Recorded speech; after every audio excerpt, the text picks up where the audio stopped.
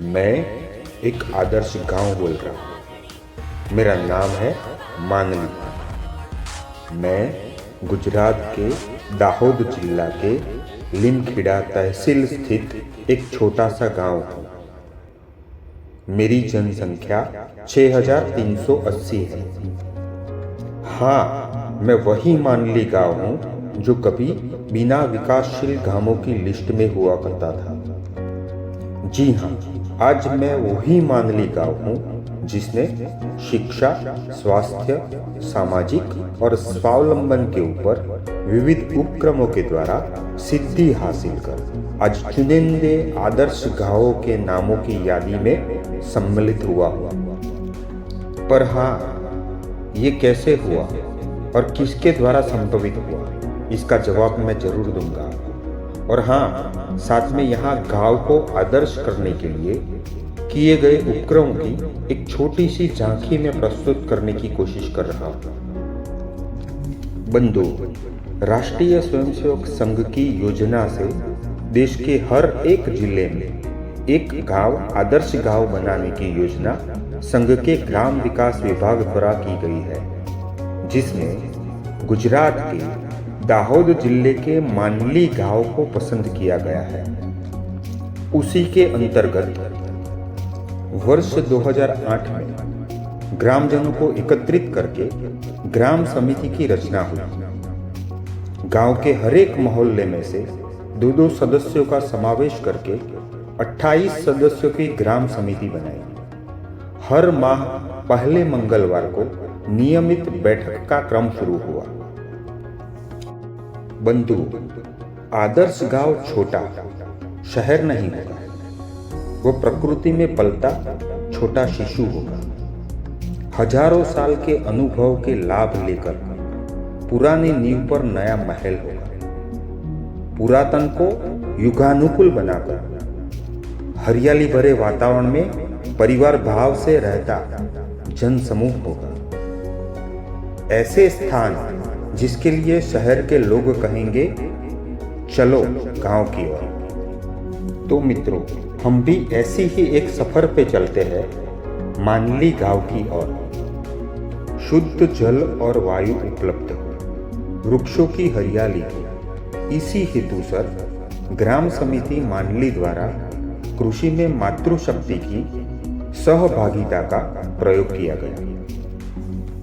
साधारण तौर पर दवाई के लिए शहरों की अस्पतालों के लिए भागना ना पड़े, उसी हेतु सेवा भारती द्वारा वैदिक पद्धति से चालित चिकित्सा पद्धति यानी आयुर्वेदिक प्रेटी प्रकल्प के रूप में समाज को स्वस्थ और रोग मुक्त ग्राम करने का प्रयास किया गया।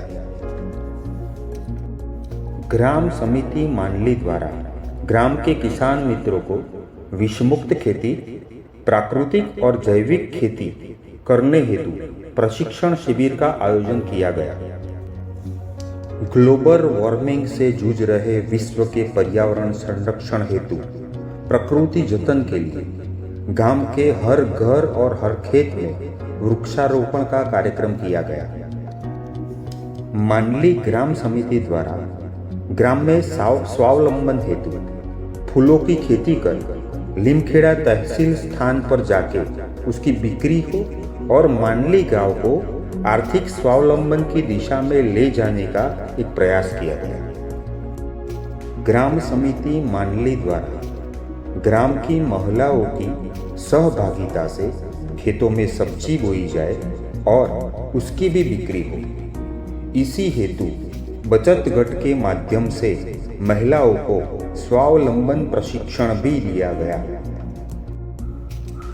ग्राम समिति मानली द्वारा युवा शक्ति, मातृशक्ति और बाल शक्ति द्वारा पूरे गांव को एक ही मंत्र सिखाया गया कि मानली गांव का हर एक रास्ता, मंदिर, हाई स्कूल, खेत, पड़तर जमीन पर वृक्षारोपण हो और हर घर हरित घर, हर ग्राम वन बने, पीपल वन बने और उसी दिशा में प्रयास किया गया।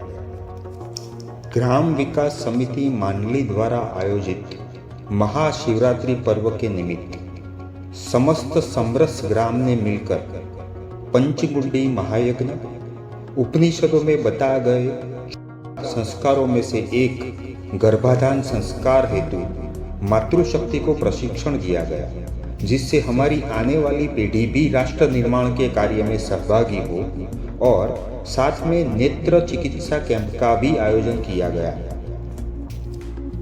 मानली ग्राम की युवा शक्ति, मातृशक्ति और सज्जन शक्ति की सहभागिता से प्राचीन ग्राम मंदिर के जीर्णोद्धार तथा ध्वजारोहण कार्यक्रम में उपस्थित राष्ट्रीय स्वयंसेवक संघ के पदाधिकारी माननीय सरसह कार्यवाह श्री भैयाजी जोशी के स्वागत में केसरिया ध्वज के साथ खड़ी समस्त ग्राम शक्ति।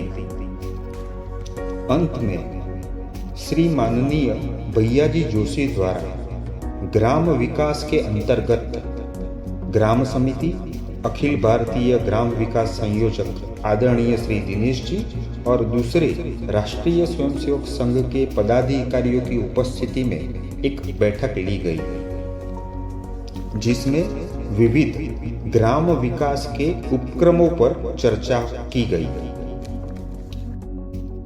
मित्रों, महात्मा गांधी जी ने कहा था कि यदि गांव समाप्त हुए तो देश समाप्त हो जाएगा। हर एक गांव को पारंपरिक व्यवसायों के प्रति रुचि पैदा करने की जरूरत है। पंचायतों की पुरानी भूमिका वापस लाने की जरूरत है। ग्राम की विशेषताएं समझकर उन्हें जीवित रखने की जरूरत है। तभी हम एक छोटे से मांडली घराव के जैसे ग्राम विकास हमारे अपने गांव का भी कर पाएंगे। ग्रामे ग्रामे सभा कार्या, ग्रामे ग्रामे कथा शुभा, पाठशाला मल्लशाला, प्रति पर्व महोत्सव। અને છેલ્લે સંકલ્પ સ્વરૂપે આ સૂત્રને હંમેશા યાદ રાખીએ, એક જ રાષ્ટ્રનો જન જન के संग, ग्राम विकास के संग, राष्ट्र विकास के संग। भारत माता की जय।